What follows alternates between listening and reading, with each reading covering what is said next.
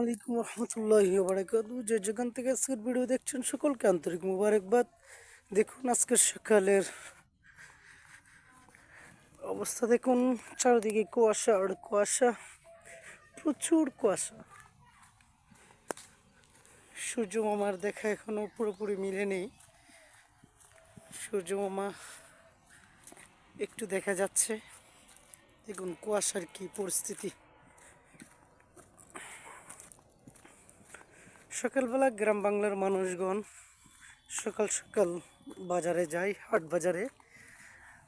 এক চাচা দুধ সহ কিছু শাকসবজি নিয়ে যাচ্ছে বাজারে। আমি আছি চাচার পিছনে। দেখুন কি অবস্থা, আল্লাহু আকবার, কি কুয়াশা,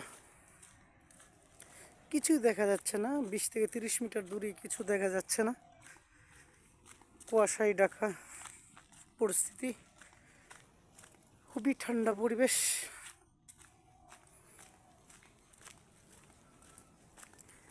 এই শীতটা বৃদ্ধ এবং